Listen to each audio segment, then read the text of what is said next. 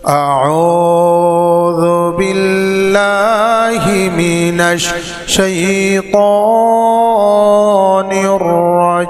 الرجيم بسم الله الرحمن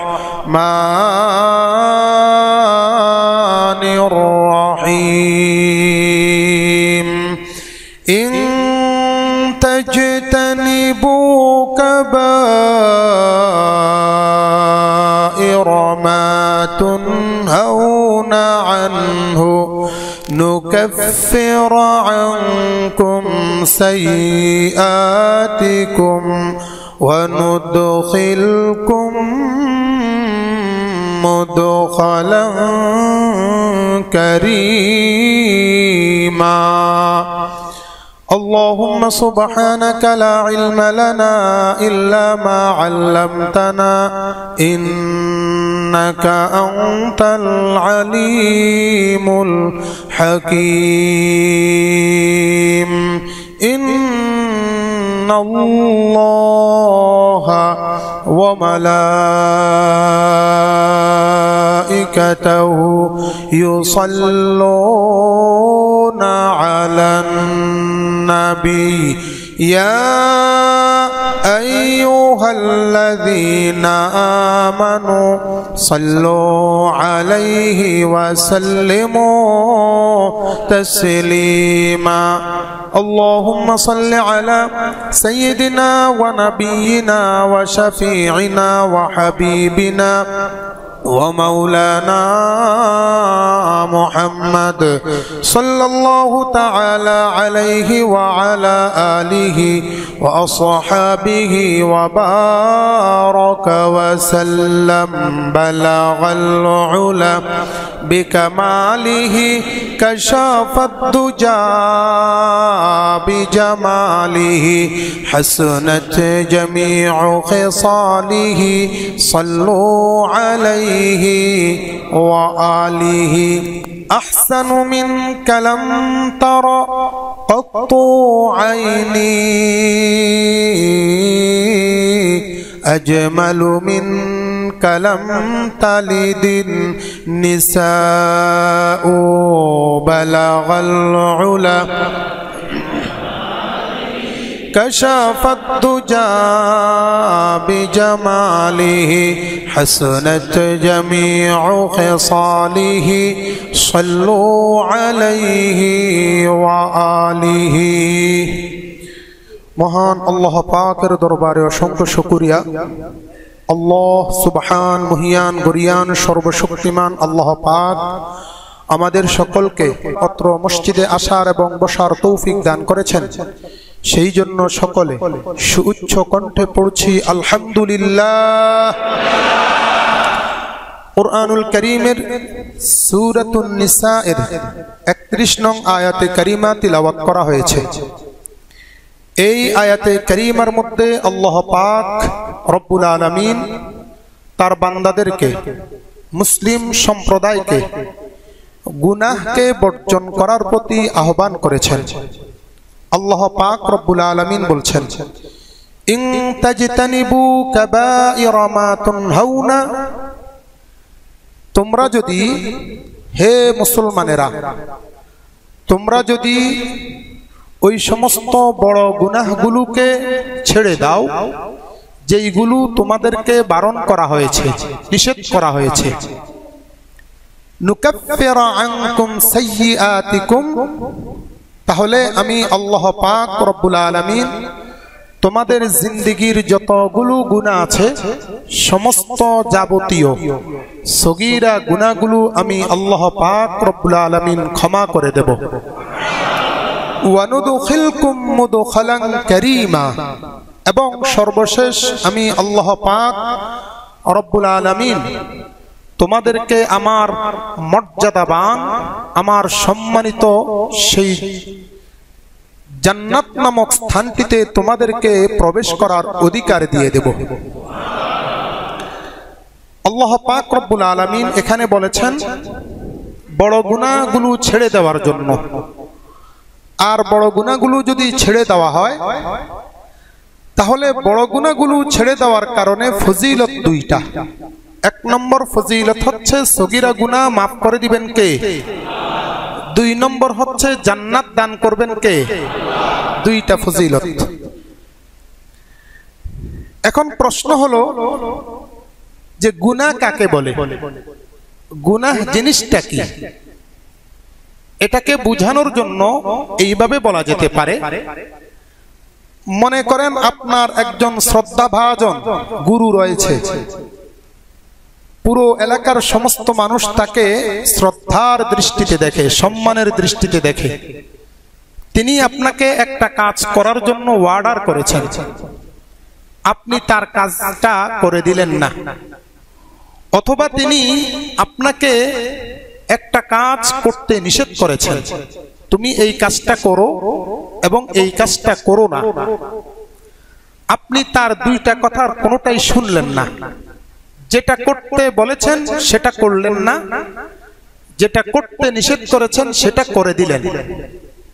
তাহলে অন্য সমস্ত লোকেরা আপনাকে বলবে এই লোকটা গুরুজনের কথা শুনে নাই, এই লোকটা গুরুজনের সাথে অবাধ্যতা করেছে। আর যদি একটু রাগত স্বরে বলে তাহলে বলবে এই লোকটা গুরুজনের সাথে বেয়াদবি করেছে। বলবে কি বলবে না? হুবহু এই জিনিসটা যখন আল্লাহ এবং তার রাসূলের শানে চলে যায়, আল্লাহ এবং তার রাসূল যেই জিনিসটা করতে বলেছেন এবং যেই জিনিসটা করতে নিষেধ করেছেন, আপনি যদি সেই জিনিসটার বিপরীত করেন, আল্লাহর হাবিব বলেছেন নামাজ পড়ো, আল্লাহ পাক বলেছেন নামাজ পড়ো, আপনি নামাজ পড়লেন না। আল্লাহর হাবিব বলেছেন সুদ ছেড়ে দাও, আল্লাহ পাক বলেছেন সুদ ছেড়ে দাও, আপনি সুদ খাইলেন। ঠিক এই জিনিসটা যেরকম আপনি আল্লাহ এবং তার রাসূলের বিরোধিতা করলেন, এটা ইসলামের দৃষ্টিকোণ থেকে এই যে অবাধ্যতা, এই বেয়াদবিটা, এটাকে ইসলামের দৃষ্টিকোণ থেকে বলা হয় মাসিয়াহ, বাংলাতে অথবা উর্দু ভাষাতে বলা হয় গুনাহ। তাহলে মোটামুটি ভাবে গুনাহ কাকে বলা হয় আমরা বুঝতে পেরেছি না? এটা হচ্ছে গুনাহ। গুনাহকে ছেড়ে দিতে হবে, আল্লাহ পাক অর্ডার করেছেন।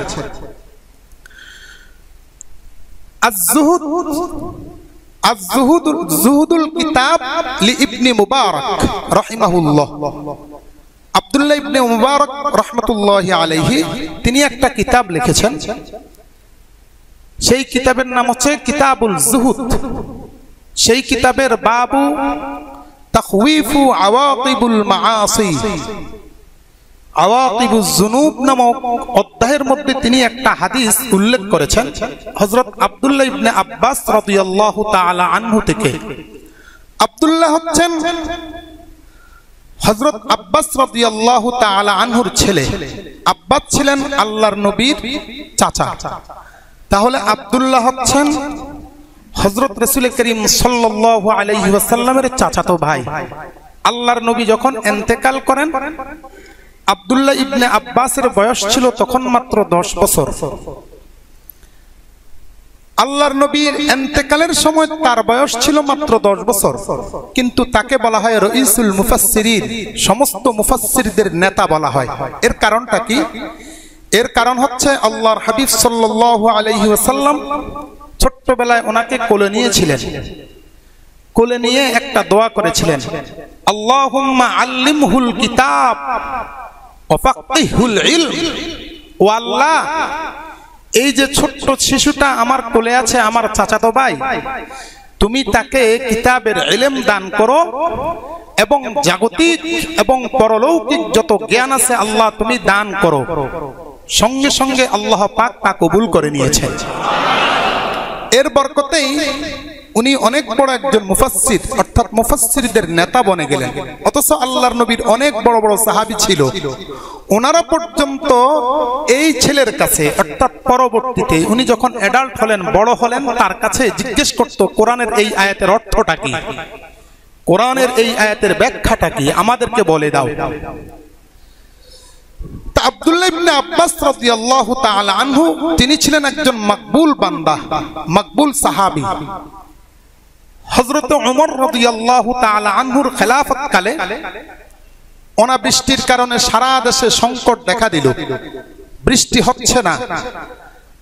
পুরো দেশের মধ্যে যত হাইওয়ান জানোয়ারগুলো ছিল এইগুলো পানির অভাবে রোদের তাপের কারণে জিহ্বা বের হয়ে গেল, মরা শুরু করলো। হযরত ওমর রাদিয়াল্লাহু তাআলা আনহু সমস্ত সাহাবাদেরকে নিয়ে সালাতুল ইস্তিসকা পড়লেন, মেঘের জন্য নামাজ পড়লেন, মেঘ হচ্ছে না। এইবার আব্দুল্লাহ ইবনে আব্বাস রাদিয়াল্লাহু তাআলা আনহুকে ময়দানে নিয়ে গেলেন। আব্দুল্লাহ ইবনে আব্বাসের বয়স তখন আনুমানিক 18 অথবা 20 বছর। হযরত ওমর রাদিয়াল্লাহু তাআলা আনহু সালাতুল ইস্তিসকা শেষ করে আব্দুল্লাহ ইবনে আব্বাসকে এইভাবে বাহুতে ধরে এইভাবে ধরলেন, ধরে বলতেছেন, ও আল্লাহ, আমি জানি আমি গুনাহগার, এই জন্য আমার দোয়া কবুল করতেছ না, এই জন্য তুমি মেঘ দিচ্ছ না, কিন্তু আমি আল্লাহর হাবিবের চাচাতো ভাইকে উসিলা করে তোমার কাছে পানি তালাশ করতেছি, তুমি পানি দিয়ে দাও। সঙ্গে সঙ্গে পুরো আসমানটা মেঘমালা ধরে সঙ্গে সঙ্গেই পুরো মদিনা মুনাওয়ারার মধ্যে বৃষ্টিপাত হয়ে গেল। এটা হচ্ছে ওনার বরকত, উনি মকবুল বান্দা ছিলেন। তো ওনার কাছ থেকে হাদিসটা এসছে, ওনার কাছে কোন এক ব্যক্তি জিজ্ঞেস করলো, ইয়া ইবনা আম্মা রাসূলিল্লাহি সাল্লাল্লাহু আলাইহি ওয়াসাল্লাম, কাসীরুজ যুনুব কাসীরুল আমাল, আ'জাবু ইনদাকা আও কলিলুল আমাল কলিলুজ যুনুব। ও আব্দুল্লাহ ইবনে আব্বাস, একটা লোক কম আমল করে কেবলমাত্র ফরজ নামাজটা আদায় করে ফেলে, একটা লোক কেবলমাত্র হজ আদায় করে, একটা লোক কেবলমাত্র যাকাত আদায় করে, পর্দাটা মানে, নফল নামাজ পড়ে না, অতিরিক্ত সুন্নত গুলোও পড়ে না, আবার তাহাজ্জুদের নামাজও পড়ে না, কিন্তু গুনাহ করে না, গুনাহ ছেড়ে দেয়।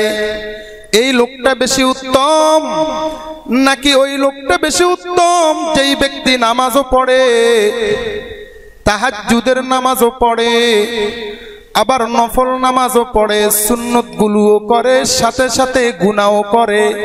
কোন লোকটা উত্তম? আব্দুল্লাহ ইবনে আব্বাস রাদিয়াল্লাহু তাআলা আনহু বলতেছেন, যেই লোকটা নামাজও পড়ে গুনাহও করে, ওই লোকটার চাইতে আল্লাহ রাব্বুল আলামিনের কাছে যেই লোকটা অল্প আমল করে কিন্তু গুনাহ করে না, লক্ষ কোটি গুণ বেশি দামি হয়ে যায়। মানে আমল কম কিন্তু গুনাহ কম, আমল কম গুনাহ কম, এটা উত্তম। আর যেই লোকটা আমল বেশি করে গুনাহ বেশি করে, ওই লোকটা উত্তম না। এর কারণটা কি? একটা দৃষ্টান্ত দেই। মনে করেন আপনি একটা মানুষ, আপনি সুস্থ মানুষ, সব সময় খাবার খান, 3 বেলা খাবার খান, সকালবেলার নাস্তা, দুপুরের খাবার, রাতের বেলার খাবার, এতটুকুই আপনি খান। আপনাকে ডাক্তার বলারিস্ট খাওয়ার জন্য বলে না, সিনকারা খাওয়ার জন্য বলে না, যেহেতু সিনকারা আর বলারিস্ট এটা খাওয়ার রুচি বাড়ায়, শক্তি বাড়ায়। ডাক্তার কোনোদিন আপনাকে সিনকারা খাওয়ার জন্য বলে না। আপনি এমনি স্বাভাবিক গতিতে চললেন, সিনকারা খাওয়ার দরকার হয় নাই, আপনি সুস্থ মানুষ। কিন্তু আরেকটা লোক খাবারও খায়, ডাক্তার বলেছে সিনকারা খান, একটু বেশি শক্তিশালী হওয়ার জন্য সিনকারাও খায়, বলারিস্টও খায়, কিন্তু পাশাপাশি লোকটা ইঁদুরের একটা ঔষধ খাইলো। আচ্ছা বলুন তো, এই যে ইঁদুরের ওষুধটা এই লোকটাকে মারবে না বাঁচাবে? কথা বলেন, মারবে না বাঁচাবে? আপনারা বুঝেন না আমার কথা? বলারিস্টও খাইলো, খানাও খাইলো, আবার সিনকারাও খাইলো শক্তি বেশি হওয়ার জন্য, কিন্তু পাশাপাশি ইঁদুরের একটা ওষুধ খাইলো। তাহলে ইঁদুরের ওষুধ খাওয়ার কারণে যতই শক্তিশালী লোকটা ওষুধ খাক না কেন শক্তি হওয়ার জন্য, কিন্তু একটা ইঁদুরের ট্যাবলেটই তাকে নষ্ট করে ফেলবে। ফেলবে কি ফেলবে না? ঠিক তদ্রুপ একটা লোক 5 ওয়াক্ত নামাজও পড়লো, হজও করলো, যাকাতও দিল, অতিরিক্ত নামাজও পড়লো, নফল নামাজ তাহাজ্জুদের নামাজ পড়লো, কিন্তু গুনাহও করলো, ওই বিষ খাওয়ার মতো হয়ে যাবে। এই জন্য তিনি এটাকে উত্তম বলেন নাই, ওটাকেই উত্তম বলেছেন। এই জন্য গুনাহ ছেড়ে দিতে হবে, সম্পূর্ণরূপে গুনাহ ছেড়ে দিতে হবে। এখন আল্লাহ পাক রব্বুল আলামিন বলছেন তোমরা গুনাহ ছাড়ো। এখন কোন গুনাহগুলো ছাড়বে, কোন গুনাহগুলো আমরা ছেড়ে দেব, এই সম্পর্কে হযরত রাসূল করিম সাল্লাল্লাহু আলাইহি ওয়াসাল্লাম থেকে আবু জাফর ইবনে জারির রাহমাতুল্লাহি আলাইহি তার তাফসীরে তাবারির মধ্যে একটা হাদিস এনেছেন। হযরত আবু সাঈদ রাদিয়াল্লাহু তাআলা আনহু থেকে তাফসীরে তাবারির 8 নম্বর খণ্ডের 238 নং পৃষ্ঠা, এই হাদিসটি মুস্তাদরাকে হাকিমের প্রথম খণ্ডের 200 পৃষ্ঠার মধ্যে আছে। তিনি বলতেছেন وعن أبي هريرة رضي الله تعالى عنه أنه قال خطبنا رسول الله صلى الله عليه وسلم ثم أكب فأكب الناس ويبكي। আল্লাহর নবী বিশ্ব নবী মুহাম্মদুর রাসূলুল্লাহ সাল্লাল্লাহু আলাইহি ওয়াসাল্লাম একদিন আমাদের সামনে আসলেন। আমাদের সামনে বসে আল্লাহর নবী খুতবা দিলেন, কথা বলা শুরু করে দিলেন, আলোচনা শুরু করলেন, আর বললেন ওয়াল্লাহ, আল্লাহর শপথ। একবার বললেন, দ্বিতীয়বারও বললেন ওয়াল্লাহ, আবারও বললেন আল্লাহর কসম, তৃতীয়বারও বললেন ওয়াল্লাহ, আল্লাহর কসম। এরপরে আল্লাহর নবী চুপ হয়ে গেলেন, কথা বলতেছেন না। আল্লাহর নবীর চুপ হয়ে থাকাটার অর্থ হচ্ছে আল্লাহর নবী সম্ভবত আযাবের খবর দিবেন। এই জন্য সমস্ত সাহাবায়ে কেরাম টেনশনে পড়ে গেলেন। সমস্ত সাহাবায়ে কেরাম মাথাটাকে এইভাবে নিচু করে কান্নাকাটি শুরু করে দিলেন। আহারে, আল্লাহর নবী নাকি এখন কি বলে ফেলে, আল্লাহর নবী কেন চুপ হয়ে গেলেন। হঠাৎ করে আল্লাহর নবী সাহাবাদের দিকে তাকালেন, এইভাবে চারদিকে তাকানো শুরু করে দিলেন। হযরত আবু হুরায়রা বলতেছেন, আল্লাহর নবী যখন এইভাবে তাকাইলেন, সমস্ত সাহাবায়ে কেরাম এত বেশি খুশি হয়ে গেলেন, মনে হয় যেন সমস্ত সাহাবায়ে কেরাম যদি একটা একটা লাল উট পাইতো তারপরেও এত বেশি খুশি হইতো না। সুবহানাল্লাহ, এত বেশি খুশি হয়ে গেলেন। এইবার আল্লাহর নবী সাল্লাল্লাহু আলাইহি সাল্লাম বলতেছেন, الذين يؤتون الصلاة الذين يصلون الصلوات الخمسة ويؤتون الزكاة وحج البيت وصوم رمضان والاجتناب عن المعاصي السبع أو كما قال النبي صلى الله عليه وسلم।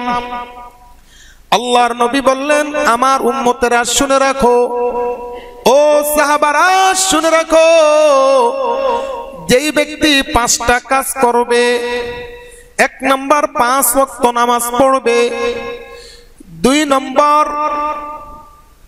নম্বর যাকাত আদায় করবে, 3 নম্বর রোজা রাখবে, 4 নম্বর হজ করবে, 5 নম্বর 7টা গুনাহ থেকে বেঁচে থাকবে, আল্লাহর কসম আমি ওই ব্যক্তির জন্য গ্যারান্টি দিচ্ছি, কাল কিয়ামত দিবসে আল্লাহর জান্নাতের মধ্যে লোকটা হাসতে হাসতে সোজা ঢুকে পড়বে।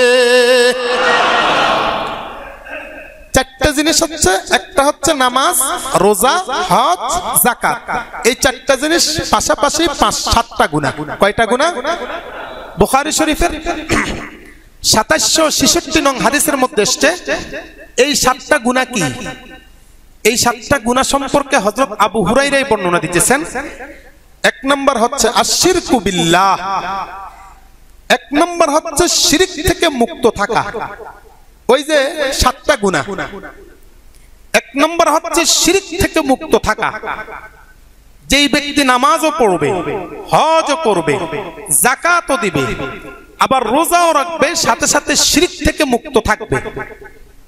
শিরিক থেকে মুক্ত যেই ব্যক্তি থাকবে সেই ব্যক্তির জন্যই আল্লাহ পাক রব্বুল আলামিন জান্নাতুল ফেরদাউস রেডি করে রেখেছেন। শিরিক, যেই ব্যক্তি নামাজ পড়ে সেই ব্যক্তি আবার শিরিক করে কিভাবে? সেই ব্যক্তি কি শিরিক করতে পারে? শিরিক করতে পারে না। তো শিরিকটা হওয়ার দরকার ছিল 1 নম্বরে, আগে শিরিক থেকে বাঁচতে হবে, তারপরে নামাজ পড়বে। কিন্তু উল্টাটা হয়ে গেল, প্রথমে নামাজ, তারপরে রোজা, তারপরে হজ, তারপরে যাকাত, এরপরে শিরিক। এইগুলোর পরে শিরিক আনার কারণ হচ্ছে মুসলমানরাও শিরিক করে। মুসলমানরা কি করে? শিরিক করে না মুসলমানরা? মুসলমানরা শিরিক করে, এটার একটা দৃষ্টান্ত এইভাবে দেওয়া যেতে পারে। সুন্দর মতো সন্তান যদি না হয় তাহলে মাজারে যায়, জিয়ারত করে, জিজ্ঞেস যদি করা হয় আপনি মাজারে গেলেন কেন? সন্তানাদি হয় না, অনেকে বলছে মাজারে গেলে নাকি সন্তান হবে। এটা একটা শিরিক। এটা কি শিরিক? আমাদের দেশের মধ্যে এমনও পীর সাহেব আছেন যেই সমস্ত পীরের দরবারে মুরিদান গিয়ে পীরকে সরাসরি সেজদা করে। আছে কি নাই? এটা কি শিরিক। কিন্তু মুসলমানের ঘরে জন্ম, নামাজও পড়ে, হজও করে, যাকাতও দেয়। আছে কি নাই? আমাদের দেশের এমনও মানুষ আছে যেই সমস্ত লোকেরা মতিঝিল বাবে রহমতের কাছে গিয়ে ওই বাবার দরবারের দিকে ফিরে সেজদা করে। আছে কি নাই? বিশ্বাস হয় আপনাদের? আমার কথা নয়, আপনাদের থেকেই অনেকে আমার কাছে বলছেন, হুজুর আমি নিজে দেখেছি বাবে রহমতের দিকে ফিরিয়ে নামাজ পড়ে। নাউজুবিল্লাহ বলেন। এই লোকটা শিরিক করছে কিনা? কথা বলেন না কেন? কপালটা হচ্ছে সবচেয়ে বড় দামি। এই কপাল 4 আঙ্গুলের কপাল, এত বেশি দাম। সারা পৃথিবীতে যতগুলো প্রাণী আছে সমস্ত প্রাণী যখন খাবার খেতে যায় তখন তার মাথাটাকে নুইয়ে জমিনের থেকে খাবারটা উঠিয়ে খায়। আপনারা দেখেছেন? গরু যখন খাবার খায়, ছাগল যখন খাবার খায়, কুকুর যখন খাবার খায়, তার মাথাটাকে নুইয়ে দেয়। কিন্তু মানুষ কি খাবারের মধ্যে কখনো মাথাটাকে নুইয়ে দিয়েছে? নাকি হাত দিয়ে খাবারটা উঠিয়ে খেয়েছে? এর কারণ হচ্ছে আল্লাহ পাক রব্বুল আলামিন বলতে চান, বান্দা তোমার যেই 4 ইঞ্চির 4 আঙ্গুলের যে কপালটা আছে, এই কপালটা খাবারের কাছে নত না হোক। আমি চাই এটা কেবলমাত্র আমার দরবারে এটা নত হোক।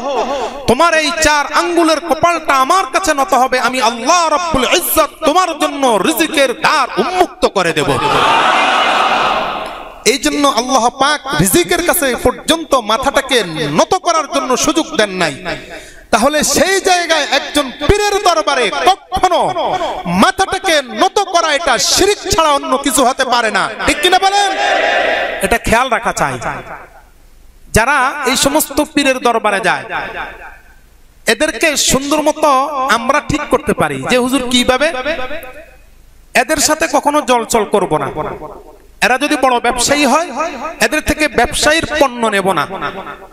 এরা যদি এলাকার বড় ধনাঢ্য ব্যক্তি হয় তাহলে এদের সাথে এদের দান দক্ষিণা কখনো আমরা গ্রহণ করব না। এদের সাথে বন্ধু পাতাবো না, সোজা হয়ে যাবে।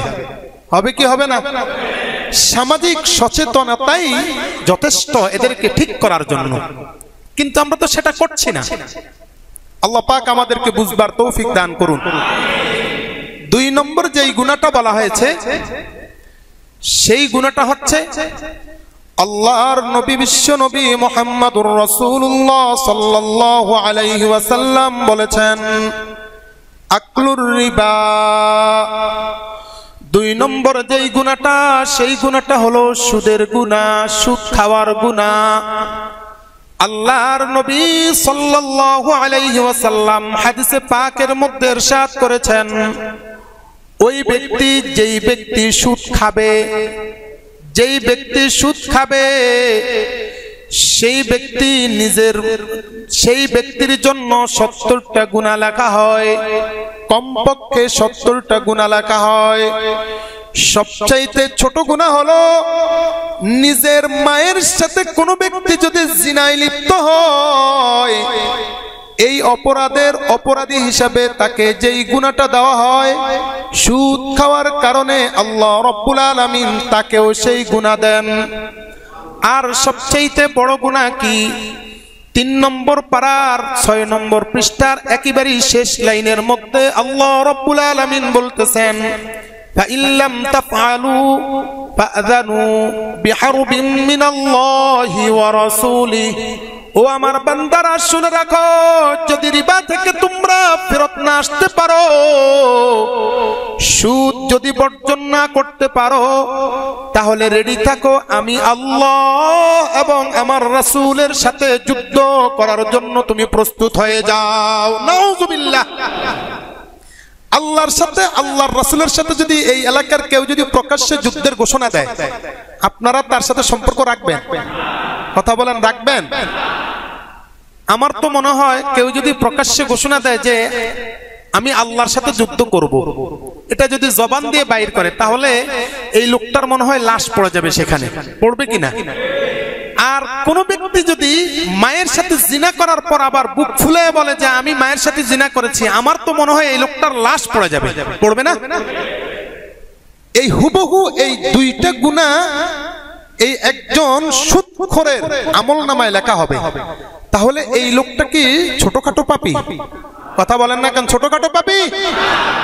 কিন্তু আফসোস, এই সুদখোরদেরকে আমরা বড় বড় স্যালুট মারি, আছে না নাই? এই সুদখোরদের পিছনেই আমরা দৌড়াই। আমরা সকলে মিলে যদি ঐক্যবদ্ধ হয়ে যায়, সামাজিক সচেতনতা যদি আমাদের ভিতরে চলে আসে যে সুদখোরের সাথে আত্মীয়তা করব না, সুদখোরের সাথে সম্পর্ক রাখবো না, সুদখোরকে কখনো সালাম দেব না, তাহলে এই সুদখোর 1 মাসের ভিতরে ভালো হয়ে যাবে। ঠিক কিনা বলেন? আমরা তো সেটা করি না। বড়ই আফসোসের বিষয়, আমরা করতে পারি না। আমি ব্যক্তিগতভাবে একটা কথা বলি, আপনাদেরকে উদ্বুদ্ধ করার জন্য নয়, আমার ব্যক্তিগত মতামত। যিনি সুদ খান আর যিনি সুদ দেন, দুইজনেই কিন্তু হাদিস মোতাবেক গুনাহগার, দুইজনেই গুনার বাগী, দুইজনেই সমান অপরাধী। কিন্তু আমার কাছে একটা মনে আমার এই কথাটা জাগে, আল্লাহ পাক রব্বুল আলামিন যদি ইচ্ছে করেন, তাহলে যিনি সুদ দেন তাকে হয়তোবা আল্লাহ পাক মাফ করতে পারেন। কারণ বেচারা বিপদে পড়ে গেছে, টাকা পয়সা কোথাও পায় না, এই জন্য বেচারা সুদ দিয়ে হলেও টাকা পয়সার দরকার ছিল, এই জন্য এনেছে। আল্লাহ পাক ইচ্ছে করলে এই লোকটাকে মাফ করবেন। কিন্তু কশ্চিনকালের জন্য, 1 মুহূর্তের জন্য সুদখোরকে আল্লাহ পাক মাফ করবেন না। এই জন্য সুদ খাওয়াটা বড়ই মারাত্মক পাপ, বড়ই মারাত্মক গুনাহ। এই জন্য বেঁচে থাকা চাই। 3 নম্বর যেই গুনার কথা বলেছেন, আল্লাহর নবী সাল্লাল্লাহু আলাইহি ওয়াসাল্লাম বলেছেন, কতলুন নাফসি ইল্লা বিল হক। 3 নম্বর যেই গুনাহটা, খুন খারাপি করা। এক ব্যক্তি অপর ব্যক্তিকে অন্যায়ভাবে হত্যা করে ফেলা। ওই লোকটার কোনো অপরাধ ছিল না, তারপরেও তাকে হত্যা করে ফেলেছে। কোন ব্যক্তি যদি হত্যা করা থেকে বিরত থাকতে পারে, আমি বিশ্ব নবী মুহাম্মদুর রাসূলুল্লাহ সাল্লাল্লাহু আলাইহি ওয়াসাল্লাম তার জান্নাতে যাবার জন্য জিম্মাদারি নিয়ে নিলাম। এই হিসাব যদি করতে হয়, কতলুন নাফস থেকে সাধারণত আমরা মুসলমান যারা আছি, স্বাভাবিক মুসলমান আমরা বেঁচে গেলাম। কিন্তু যেই সমস্ত লোক জঙ্গিবাদের দাবিদার, অনর্থক মানুষদেরকে হত্যা করে, ওরা এই গুনাহগারের অন্তর্ভুক্ত হয়ে যায়। এরা কিন্তু ভালো মুসলমান হতে পারে না। এই হাদিস থেকে এটাই প্রমাণিত হয়, জঙ্গিবাদকে কখনো মুসলমান এবং ইসলাম কোরআন হাদিস সমর্থন করে না। এটা থেকে আরেকটা জিনিস বের হয়, আমাদের দেশের যেই সমস্ত এমপি মন্ত্রী মিনিস্টাররা আছে, প্রায় এক কথাই বলা যায় যদি একটা জরিপ চালানো হয় তাহলে অর্ধেকের বেশি খুন খারাপির সাথে লিপ্ত, ঠিক কিনা বলেন? আপনাদের বিশ্বাস হয় না? যদি জরিপ দেওয়া হয় বিতর্কত, আল্লাহ পাক ভালো জানেন, যদি জরিপ দেওয়া হয় আমাদের দেশের অর্ধেকের চাইতো এমপি মন্ত্রী মিনিস্টার যারা আছেন তারা খুন খারাপির সাথে লিপ্ত। আমার বিশ্বাস আমরা সাধারণ মানুষ যারা আছে আমরা তো এটার সাথে লিপ্ত না, কারণ কতলে নাফস, মানুষ হত্যার সাথে আমরা স্বাভাবিকভাবে জড়িত না, এরাই জড়িত। এদের সাজা যে কি অবস্থা হবে আল্লাহ পাকই ভালো জানেন। আর এদেরকে আমরা যদি ভোট দেই, এদেরকে যদি আমরা সমর্থনটা করি, তাহলে এদের কিছু অংশ আমার আমলনামায় লেখা হয়ে যাবে, আমার আমলনামায় সুন্দরভাবে লেখা হবে। এটা আপনার বলতে হবে না বা আপনি চাইতে হবে না। ভোটটা দিয়ে দিবেন, একেবারে 5 বছরের জন্য উনি ক্ষমতায়, এই 5 বছরে যা খুন খারাপি করবে সুন্দর মতো এই 5 বছর পর্যন্ত সদকায়ে জারিয়া হিসেবে আপনার আমলনামায় চলে আসবে, টেনশনের কিছু নাই। এবার যদি ভালো মনে করেন তাহলে সেই সমস্ত লোকদেরকে ভোট দিয়েন, আর যদি মনে করেন যে না একজন সৎ যোগ্য ভালো মানুষটাকে আমাকে এমপি বানাতে হবে, মন্ত্রী বানাতে হবে, তাহলে তাকেই ভোট দিবেন। আল্লাহ পাক আমাদেরকে বুঝবার তৌফিক দান করুন। 4 নম্বর যেই গুনাহ সেটা হচ্ছে আকলু মালাল ইয়াতামা। আল্লাহর নবী সাল্লাল্লাহু আলাইহি ওয়াসাল্লাম ইরশাদ করেছেন 5 নম্বর যেই গুনাহ, সেই গুনাহটা হলো ইয়েতিম সন্তানের ধন সম্পদ খাওয়া। ইয়েতিমের ধন সম্পদ খাওয়া, এই গুনাহ থেকে যেই ব্যক্তি বিরত থাকতে পারবে, যেই ব্যক্তি ইয়েতিমের সম্পদ লুটতরাজি করবে না, আমি বিশ্বনবী সাল্লাল্লাহু আলাইহি ওয়াসাল্লাম ওই ব্যক্তি সম্পর্কে গ্যারান্টি দিচ্ছি, নিঃসন্দেহে কাল কিয়ামত দিবসে আল্লাহর জান্নাতুল ফেরদাউসে ঢুকতে পারবে। বরং ইয়েতিমদেরকে আদর সোহাগ করা, ইয়েতিমদেরকে একটু সাহায্য করা, হেল্প করা। আল্লাহর নবী সাল্লাল্লাহু আলাইহি ওয়াসাল্লাম একটা হাদিসের মধ্যে ইরশাদ করেছেন, যেই ব্যক্তি ইয়েতিম সন্তানদেরকে দেখার পরে এইভাবে মাথায় হাত বুলাইয়া দিবে, হাতের নিচে ওই সন্তানের যতগুলো চুল পড়বে, কেবলমাত্র আদর্শ হাত দিয়ে আপনি হাত নাড়া দেওয়ার কারণে ততগুলো গুনাহ আল্লাহ রাব্বুল আলামিন আপনার ক্ষমা করে দিবেন। এই জন্য ইয়েতিমকে সাহায্য সহযোগিতা করা, ইয়েতিমকে কখনো কখনো তাকে গালাগাল না দেওয়া।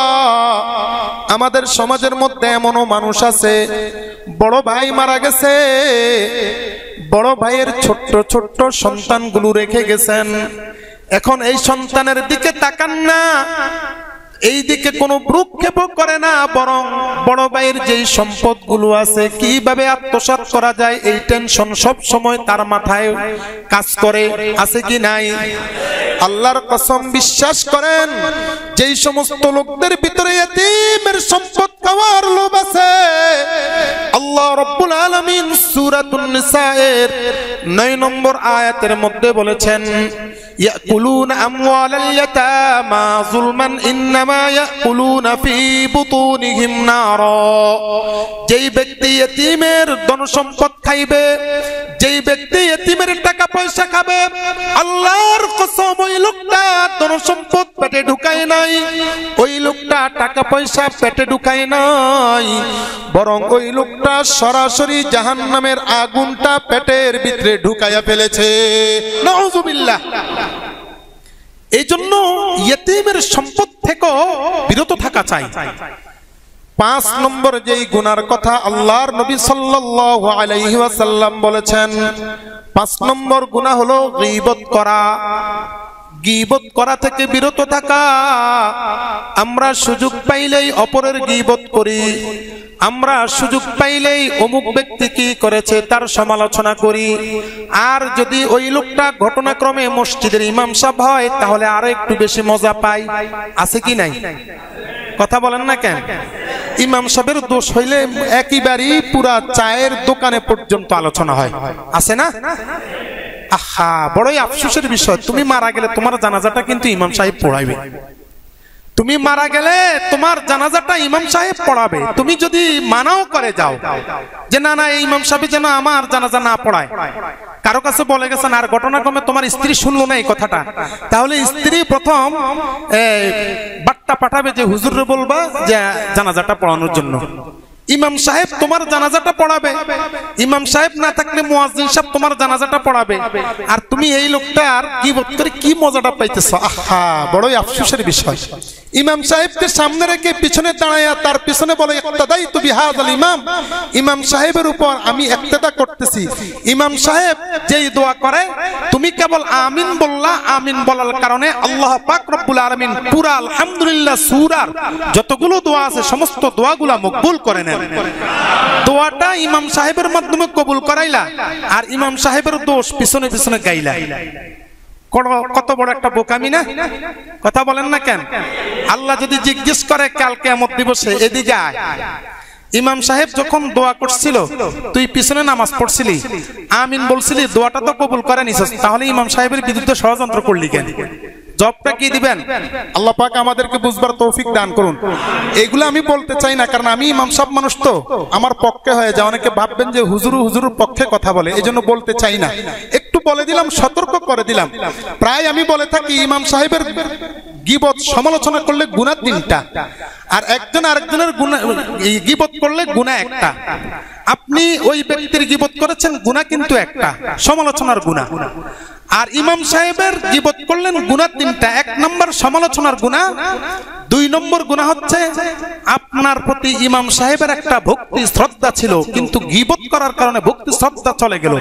আর ফতোয়া অনুযায়ী কোন ব্যক্তির প্রতি যদি ভক্তি শ্রদ্ধা না থাকে তার পিছনে নামাজ পড়া জায়েজ নাই। আর আপনি নামাজ পড়লেন তার পিছনে নামাজটাই হইল না, তাহলে নামাজ না পড়ার গুনাহ। 3 নম্বর গুনাহ হচ্ছে যার কাছে আপনি গীবতটা করলেন ওই লোকটার হয়তো বা আস্থা ছিল ইমাম সাহেবের প্রতি, আপনি গীবত করার কারণে ওই লোকটার আস্থা চলে গেল, তার নামাজটাও নষ্ট করলেন আপনি। এই জন্য গীবত করবেন না। ইমাম সাহেবের ভুল হতে পারে, তার কাছে যায় বলবেন যে হুজুর আপনার এই দোষটা আমার কাছে ধরা পড়েছে, এটা ছেড়ে দেন, পার্সোনাল ভাবে বলে দেন। ইমাম সাহেব মানুষ, তার ভুল হতেই পারে। যাই হোক, আল্লাহ পাক আমাদেরকে বুঝবার তৌফিক দান করুন। সতর্কতা হিসাবে বলেছি, নিজের সাপোর্টিং হিসাবে নয়। তো বলতেছিলাম 7 নম্বর গুনাহ, 6 নম্বর গুনাহ গেল, 7 নম্বর গুনাহ আল্লাহ পাক রব্বুল আলামিনের রাসূল সাল্লাল্লাহু আলাইহি ওয়াসাল্লাম বলতেছেন 7 নম্বর গুনাহ হলো, ও ঈমানদার তোমার জন্য ওই গুনাহ, কোন মহিলা কখনো ব্যভিচারে লিপ্ত হয় নাই, তোমার পার্শ্ববর্তী কোন মহিলা কখনো ব্যভিচারে লিপ্ত হয় নাই, জিনায় লিপ্ত হয় নাই, তারপরেও তুমি ইচ্ছে করে তার নামে একটা ব্যভিচারের দোষ ছড়াইয়া দিলা, তার ব্যাপারে একটা তহমত লাগাই দিলা। ও মুসলমান, মনে রাখবা এই যে তহমতটা দিলা একজন মহিলার প্রতি, অথচ মহিলা এই কাজে লিপ্ত হয় নাই, মনে রাখবা তোমার জাহান্নাম ছাড়া উপায় নাই। আর এই সমস্ত কাজ থেকে যদি তুমি বাঁচতে পারো তাহলে আমি বলবো আল্লাহর নবী সাল্লাল্লাহু আলাইহি ওয়াসাল্লাম বলতেছেন, মনে রাখবা এই 7টা গুনাহ থেকে যদি তুমি বাঁচতে পারো আর 5 ওয়াক্ত নামাজ, হজ, যাকাত এবং রোজা যদি করতে পারো, আর অতিরিক্ত কোনো আমলের দরকার নাই, আর তাহাজ্জুদের নামাজের দরকার হবে না, নফল নামাজের দরকার হবে না, আমি তোমাকে গ্যারান্টি দিচ্ছি নিঃসন্দেহে কাল কিয়ামত দিবসে আল্লাহর নবীর শাফায়াত পেয়ে আপনি সোজা জান্নাতে প্রবেশ করতে পারবেন। এই জন্য যদি গুনাহ আমি করে থাকি তাহলে আমাকে কি করতে হবে? আমার গুনাহটা যেইভাবে হবে সেইভাবে তাওবা করতে হবে। আমার গুনাহটা যদি প্রকাশ্য হয় তাহলে প্রকাশ্য তাওবা করতে হবে। আমার গুনাহটা যদি গোপনে হয় তাহলে গোপনে গোপনে তাওবা করতে হবে। আল্লাহ রাব্বুল আলামিন কোরআনুল কারীমের মধ্যে বলতেছেন, ওয়াযারু যাহিরাল ইসমি ওয়া বাতিনা, তুমি তোমার গোপনীয় গুনাহগুলো ছেড়ে দাও, তুমি তোমার প্রকাশ্যে যে সমস্ত গুনাহ আছে সেই সমস্ত গুনাহগুলো ছেড়ে দাও। যদি তুমি প্রকাশ্যে গুনাহ করো তাহলে প্রকাশ্য তাওবা করো, যদি তুমি গোপনে গুনাহ করে থাকো তাহলে গোপনে গোপনে তাওবা করো, যেখানের মধ্যে গুনাহ করেছো সেখানেই তাওবা করো। মসজিদে আসার দরকার হবে না, কোনো ইমাম সাহেবের কাছে আসার দরকার হবে না, কোনো আলেমের কাছে যাওয়ার দরকার হবে না। যেখানে গুনাহ করেছো সেখানে তাওবা, এই তাওবা কবুল করে নিবেন কে? সেখানেই তাওবা করবেন, সেখান থেকেই আল্লাহ রাব্বুল আলামিন তাওবা কবুল করবেন। হযরতে মূসা আলাইহিস সালাম প্রতিদিন তুর পাহাড়ে যাইতেন, আল্লাহর সাথে কথা বলতেন। একদিন তিনি তুর পাহাড়ের দিকে যাইতেছেন, এমন সময় শয়তান ইবলিস মূসা আলাইহিস সালামের কাছে আসলো। আয়েশা বলতেছেন, ও মূসা, ও পয়গম্বর মূসা, আপনি তো প্রতিদিন আল্লাহ তাআলার সাথে কথা বলেন, আজকে যখন আল্লাহ তাআলার সাথে কথা বলবেন আমার একটা প্রশ্ন আল্লাহ তাআলাকে বলবেন, আমার একটা আরজ আল্লাহ তাআলাকে বলবেন। কয় কি আরজ? কয় আপনি বলে দিবেন আল্লাহ তাআলা কি আমাকে কখনো ক্ষমা করবেন কিনা। ইবলিস শয়তান কিন্তু অনেক বেশি গুনাহ করেছে, পৃথিবীর ইতিহাসে সবচাইতে প্রথম গুনাহকারী হচ্ছে ইবলিস। ইবলিস হচ্ছে প্রথম গুনাহকারী। এই জন্য আমিও যদি একটা গুনাহ করি তাহলে এটার কিছু অংশ ওই ইবলিসের আমলনামায় চলে যায়। আপনিও যদি একটা গুনাহ করেন তাহলে এই গুনার আমলটার কিছু অংশ সেই ইবলিসের খাতায় জমা হয়ে যায়। এইবার ইবলিস মূসা আলাইহিস সালামকে বললেন, আপনি কেবল আল্লাহ তাআলার কাছে বলবেন আমার কি কখনো ক্ষমা আছে নাকি, আমাকে কি আল্লাহ তাআলা কখনো ক্ষমা করবেন নাকি। মূসা আলাইহিস সালাম বললেন, ঠিক আছে, আমি আল্লাহ তাআলার কাছে বিষয়টা নিয়ে আলোচনা করব। আল্লাহ তাআলার সাথে কথা বলে মূসা আলাইহিস সালাম ফেরত আসলেন। আবার ইবলিস সামনে দাঁড়ালো, ও মূসা, আল্লাহ তাআলা আমার প্রশ্নের জবাবে কি বলেছেন? মূসা আলাইহিস সালাম বললেন, তোমার জন্য সহজ করে দিয়েছেন। সহজ বিষয় হচ্ছে তুমি প্রকাশ্য আদম আলাইহিস সালামকে সিজদা করতে অস্বীকার করেছো। এখন তো আদম আলাইহিস সালাম জীবিত নাই, তুমি যদি আদম আলাইহিস সালামের কবরে গিয়ে আদম আলাইহিস সালামকে একটা সিজদা করো, আল্লাহর কসম এতদিন পর্যন্ত লক্ষ লক্ষ কোটি কোটি গুনাহ করেছো, তোমার চাইতে বড় গুনাহগার আর কেউ নাই।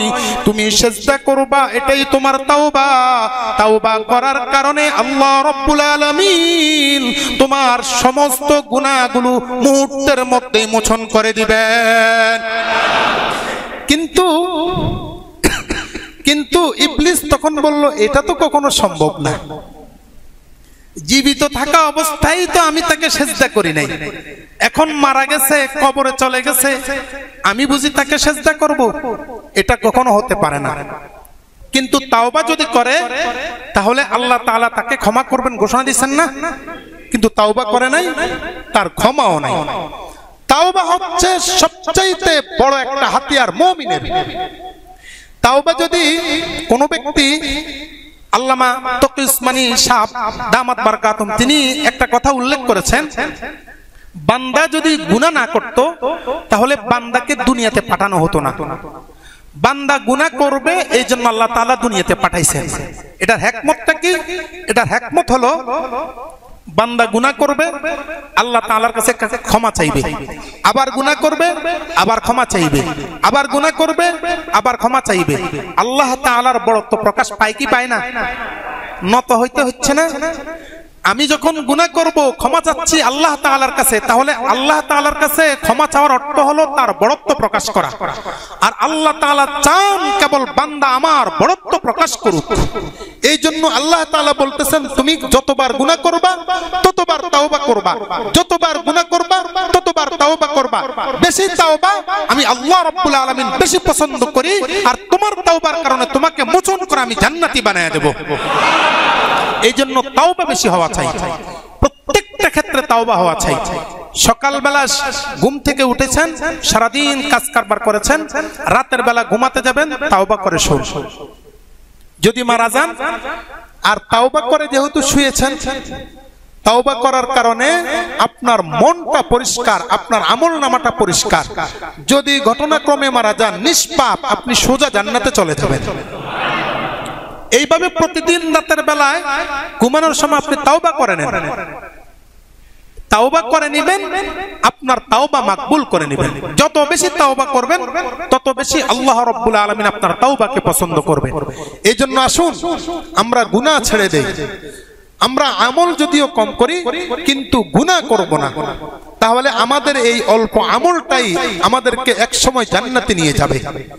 আর আমি যদি আমল করতে করতে পাহাড় বানিয়ে ফেলি কিন্তু আমার গুনাহও আছে, তাহলে ওই বিষ পানের মতো হয়ে যাবে, বিষ খাওয়ার মতো হয়ে যাবে। আল্লাহ পাক আমাদের সকলকে গুনাহ থেকে বেঁচে থাকার তৌফিক দান করুন।